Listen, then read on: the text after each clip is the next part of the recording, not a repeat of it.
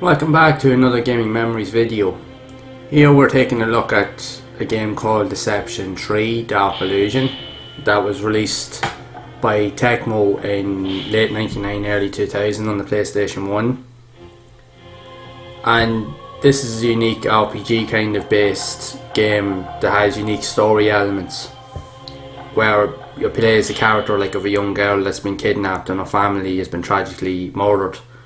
So you eventually come into contact with like artifacts that will give you useful likes of magical powers and stuff so that you can defeat enemies and so forth.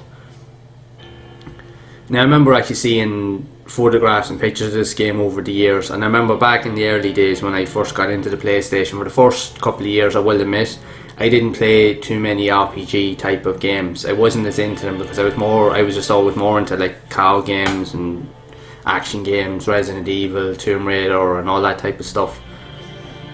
But it wasn't until a couple of years in, about 3 or 4 years into the lifespan of the PlayStation, I started to get more involved with different types of games, and I experienced some phenomenal RPG type games that I didn't even think, in my opinion, I didn't think I would enjoy them, because I remember my brothers would always play them.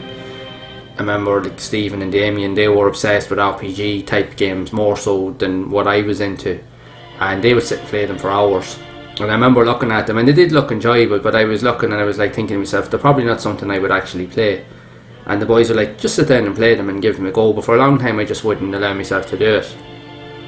So eventually when I did, I was actually pleasantly surprised and shocked by how good they actually are. Yes, they're very different in terms of how they play.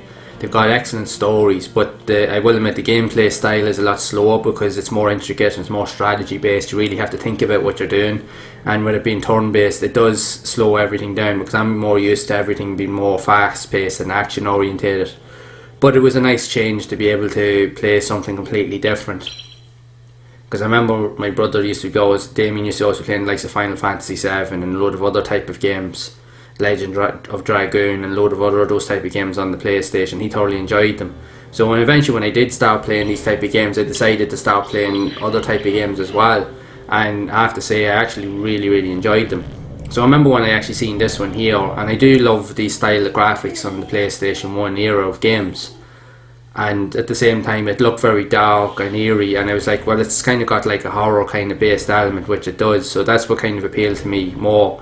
Now I didn't play this really back on the time of the PlayStation because it was actually a difficult game to get. It was very hard to get. I don't even think you could even get it in Europe at that time. It was quite difficult to get. So when I did eventually get the chance to play it, I only got to play it like recently, and I have to say now it took a bit of getting used to in terms of the controls, because you have to, in order to eliminate enemies, use strategic elements where you can actually place items on the map like certain traps. So you have to actually get people to walk into that area where the traps are laid out, and then you press a button to actually activate it.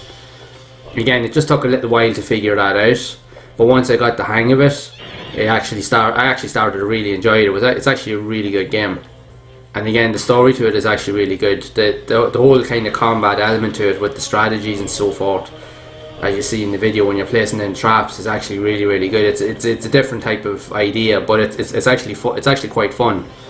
And the more I was playing it, the more I was really getting into it and really enjoying it, because it is very different in terms of how other RPG type of games actually usually play out. But it is quite fun, and it really allows you to really think and be very strategic about where and how placing items or traps can either help you progress or they can actually hinder your progress. So it's all really down to your choices, so it is quite unique. As you can see here, it shows you a map, and you can see where you can put down specific traps that'll let you know the type of traps that are available to you at any given point. Eventually as you go through the game you will unlock more features and so forth, and more powerful traps that are more deadly as time goes on. But at the start of the game you do get access to quite a few really cool type of traps that you can use to lure enemies in.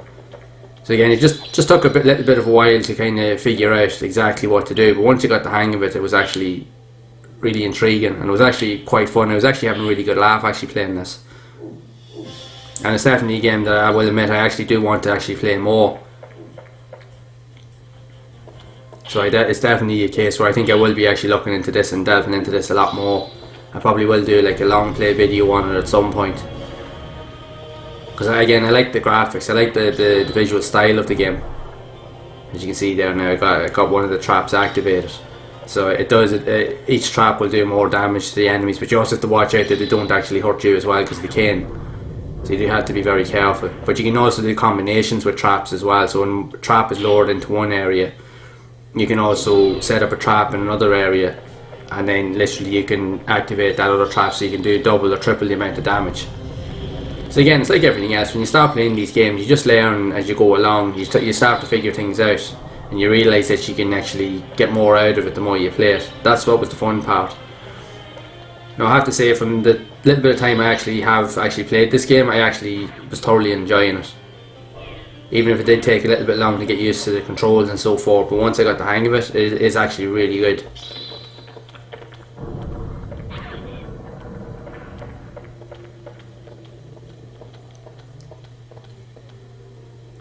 And depending on the types of traps that you have available to you, some will actually benefit you, but sometimes you might have to change your approach.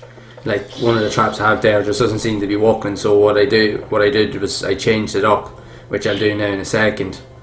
And you'll see that by actually changing the style of trap that I have in that particular area will actually help me later on.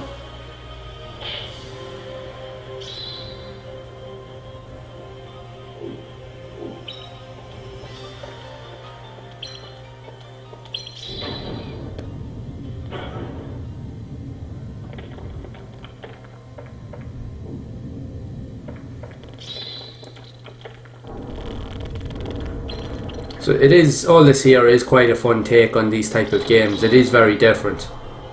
So it is, and it's a unique style, and it's a cool way to actually play games in a different way.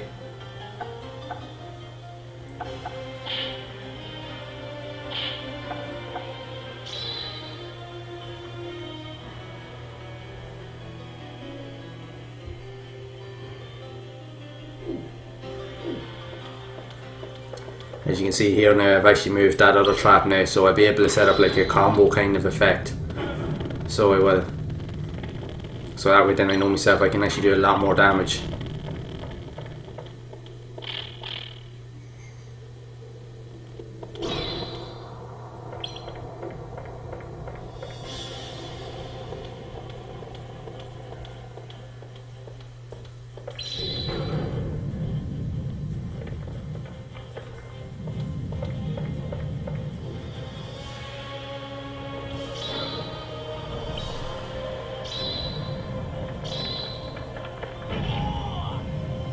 So you can see there now, by actually doing the combo, we actually will do a lot more damage. So again, it took me a while to figure that out, but the more I was playing it, like you started to learn different things and different strategies. So you can see now with the damage that's been done, you can see now the enemy can't move around as easily, so it shows that it's working, which is really good.